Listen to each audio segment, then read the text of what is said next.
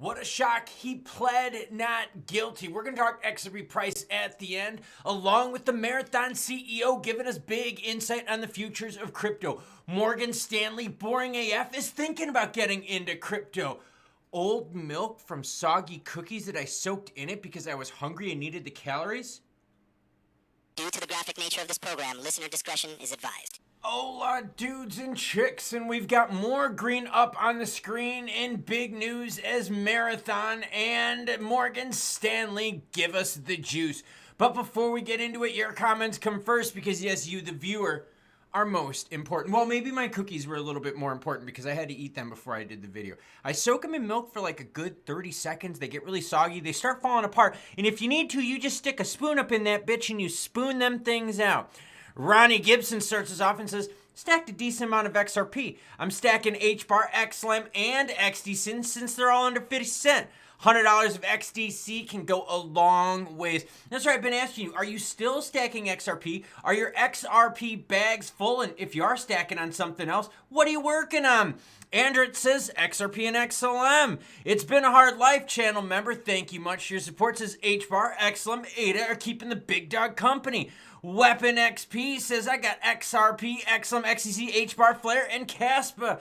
Comment down below. Let me know what you're stacking. BTC sitting at 97,189. ETH is 34.50. XRP at 238 while Sol's at 205. ADA is at 96 cents while Swee's kind of holding out there at 435. XLM healthy move which got things kicked off here at 42.8 cents. Talk a little price action at the end. But first, Kwon. Yeah. Crypto Herp is back. And you're like, bro, who is Kwon? I'm new to crypto. Or, bro, I've partied a little too much and I don't have that much of a memory. I'm like a goldfish. Who is Kwon? Well, a couple years ago when the markets completely melted down and ate themselves, it was because of this scumbag piece of shit up on the screen.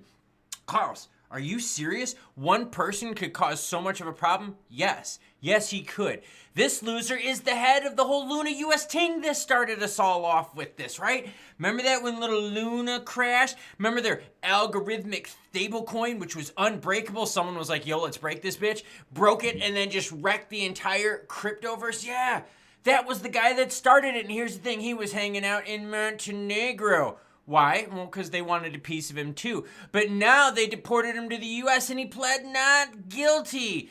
Kwon from Terraform Labs pleads not guilty to criminal charges in Manhattan. Kwon appeared on Thursday in a Manhattan court, enters plea, and is next set to appear at the court January 8th. Hey, Thursday? You mean that happened today, Klaus? Yes. Breaking news that I share with you. That's why you hit the notification bell so you don't miss out. Kwon appeared on Thursday in a Manhattan court. Inner City Press reported that Kwon entered wearing a gray green sweater and smiled alongside his lawyers. Because my man is probably still hiding tons of bags of crypto. Kwon is chatting with one of his lawyers, smiling, apparently in good spirits. Kwon was criminally charged with conspiracy to defraud, commodities fraud, wire fraud, securities fraud, conspiracy to defraud and engaging in market manipulation, and money laundering. That's a pretty big list. Not a good one. Because they're not accomplishments, they're bad things. These charges are linked to Kwon's role with the algorithmic stablecoin, which brought this bitch all down, wiping out billions. Montenegro extradited Kwon earlier this week, following months of debate on whether the former executive should face courts in South Korea or the United States. Send him to the U.S. Let us have our way with him, and then we'll send him over to the Koreans and then let them have way with him.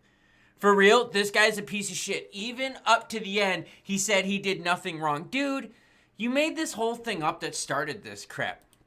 Marathon Digital CEO gives his 2025 prediction for BTC. It's actually a pretty good video. There's ads up on the screen right now. But basically, what's going on here is he's saying, yo, you need to buy. And you're like, but Klaus, isn't that a little weird? Yes, it is. Because they're a Bitcoin miner. Right? So if they're a Bitcoin miner and they're telling you to buy, that makes sense. Wouldn't it be the same thing, say, as if Walmart was like, you need to buy more TVs from Walmart? And you're like, but why Walmart? And they're like, so we can make money. That's what this Marathon dude is doing. So kind of just be cautious out there as you hear players going, oh, this is the next thing, or oh, you should do this, or oh, you should do that. See if they have any skin in the game. To see if maybe, just maybe, they want you to buy what they own or what they're the head of so you can pump their bags. Crypto bros need to temper their hopes for 2025. Okay, basically the premise of this article, and you're seeing the effect happening right now. And you're like, Klaus, what effect are we having right now? The micro rules are in. And you're like, yeah, but I didn't notice anything different. Exactly, that's my whole freaking point. And that's what this article is saying, is that, oh, even though we're going juicy in the United States, you've got MICA, which is creating a problem. And that we shouldn't be excited for 2025 because MICA is going to pee in our Cheerios. Better not pee in my soggy cookie milk. This is now turning into like a sludge because there's like some chocolate chips that are melting down there, along with some of like the cookie chunks. I might give this to my doggy. I think she would like that.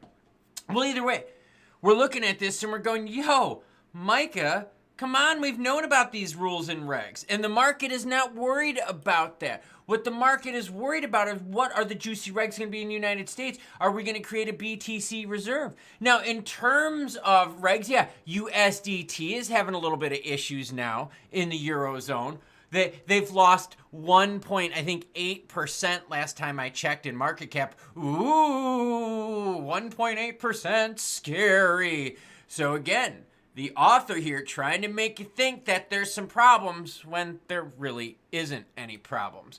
Morgan Stanley is boring as shit, and they own E-Trade, which is also boring as shit, but there's a lot of big money that uses these things. A lot of boring money. A lot of money that doesn't like to take risk. Yeah, they don't even like to look at the free pornog sites on the web.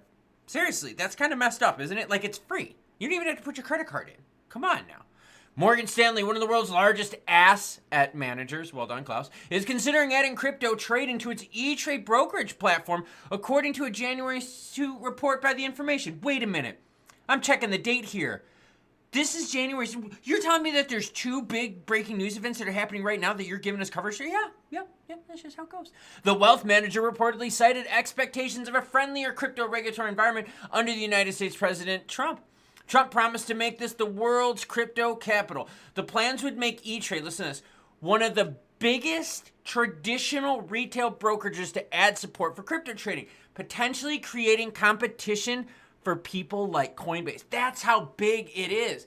Morgan Stanley bought E-Trade in 2020, and the brokerage's 5.2 million accounts hold approximately $360 billion. So you got these boring players out in the side.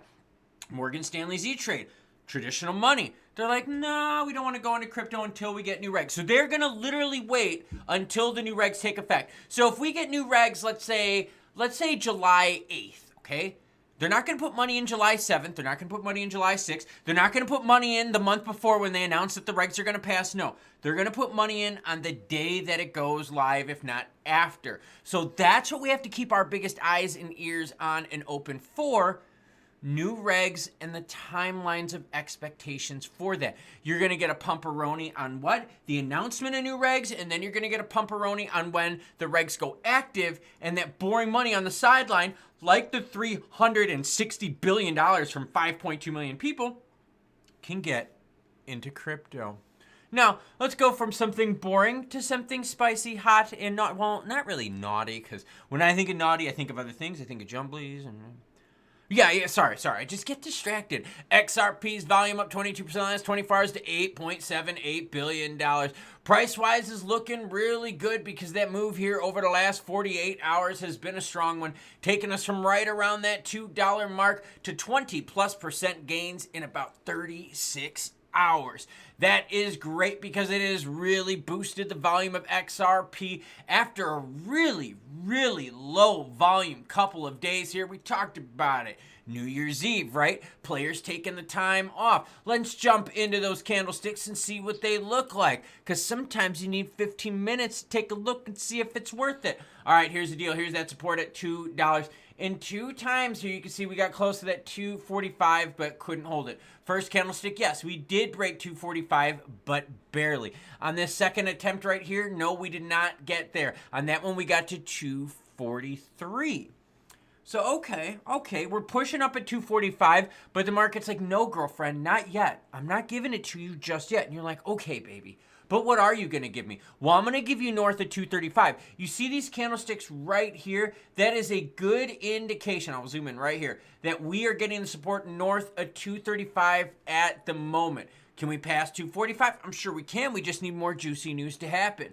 But right now, XRP is looking good. We're watching the move take hold. And when you look back at the greater crypto market, you're like, wow, over the last 7 days, there's a shit ton of green up on the screen. That's right. We're taking it back, right? We're taking those lows and we're turning into some juicy movement. Now, the problem, though, is you see the 30-day, a lot of us are still hurting a little bit over the 30-day. And it makes sense, though, because we saw BTC kind of stalled around the 100,000 mark. The alts roared, then the alts pulled back. BTC started moving again. The alts didn't do as much. We had a little bit of negativity with Jerome Powell and the Fed. But now we're looking forward. And that's what you have to realize. The crypto markets, us, we're looking forward. Why? Because we're not like the Morgan Stanley players out there. We've already gotten into crypto. We've gotten into crypto for years and years and years and years, while these players are like, maybe in 2025 we'll do it. Maybe. And we're sitting here going, okay, bro, late to the party, but thanks. You're just going to be pumping up our bags. So XRP holders are looking forward. So is the crypto market. And right now the volume as a whole is picking up. The market cap is healthy at 3.4 trillion. And XRP is doing what we need it to do, which is what, everyone? Stay above 220 until January 20th. So like the whole Kwon thing, you know, doing the whole not guilty, like it's just like Sam Bankman-Fried, and hopefully they throw the book at him and bury under the damn building. It's the arrogance of people like Kwon that think they can create something that cannot be broken, right? That arrogance, that ego, which set this whole thing ablaze. In fact, I did a story earlier today how we're still dealing with the bankruptcies, payouts, and new lawsuits in regards to the original wave of crypto hot potato that happened in 2022 because of this piece of crap. April of 2022. That's like 2.5 years ago. Yeah, and we're still dealing with it. There are still people out there that don't have their money. Their funds are locked up. The payouts are happening, albeit slowly. But then once someone gets paid out, you know what happens? A company over here which got in trouble is like, yo, girlfriend, they got their money over here, so now let's sue them and blame them for what happened. So then this company here goes after this one. Then this company here is like, yo, fuck you because you want... Dude, crypto hot potato. Hopefully in 2025, we're done with all the bankruptcies and payouts so the market can get back to whole. Market will also be looking forward to what, everyone? New regs and a new regime taking place. Will MICA stifle that? No, not really. Will rates being poopy in 2025 stifle it? I mean, it's not going to smother it completely, but it's definitely something where we would want more cuts rather than less. So let's keep our eyes open and our ears open and look and listen and see if anything happens. What am I doing the rest of the night? Well, I'm going to slosh around my milk cup that's got the cookies in it so I could gross everyone out. You want me to drink it? It's probably fucking gross warm right now. So no, I'm not going to drink it. But yeah, I'm going to stretch a little, hang out with the dogs, hopefully get back into training tomorrow because I don't feel as sick. And what, everyone? Choo-choo, bitches.